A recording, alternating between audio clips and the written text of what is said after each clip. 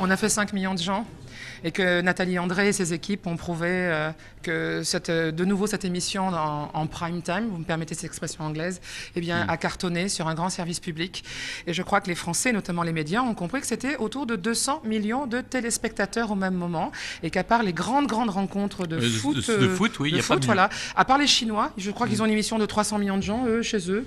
Mais alors, on ne nous a pas demandé de la présenter. Là, non. L'Eurovision a pris un vrai coup de jeune et qu'il va falloir qu'on se mette au diapason. Et c'est ce qui est en train de se passer. C'est-à-dire avec un candidat qui envoie du bois, qui est jeune, qui est sympathique, qui est pop, quoi. Il est sexy. Parce que c'est un show incroyable. Et c'est vrai que c'est le deuxième événement qui rassemble autant de monde après la Coupe d'Europe de foot.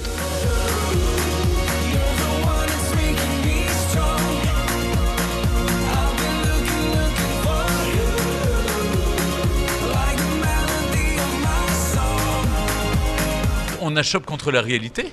Et donc c'est bien aussi. Ça s'appelle la réelle politique, cher ami.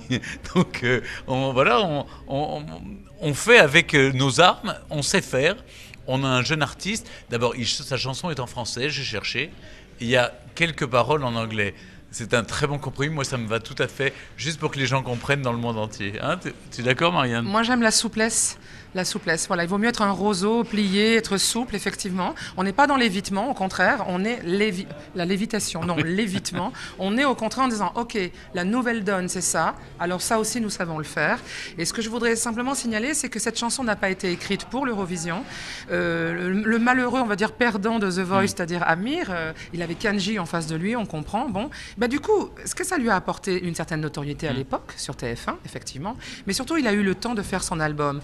Or, l'équipe de l'Eurovision française, le comité français, a choisi cette chanson dans l'album en disant cette chanson, alors elle est vraiment d'Amir, quoi. C'était une chanson que lui défendait dans son propre album. Et donc il y a quelque chose d'authentique. D'abord sa danse. Moi, je pense que tout l'été, on va l'entendre. Enfin, pour une fois, nous allons à l'Eurovision avec une chanson qui est déjà connue en France. C'est-à-dire que depuis 2-3 mois, elle passe sur les radios, elle plaît beaucoup. Moi, je trouve que c'est bien d'aller avec un chanteur que la France soutient.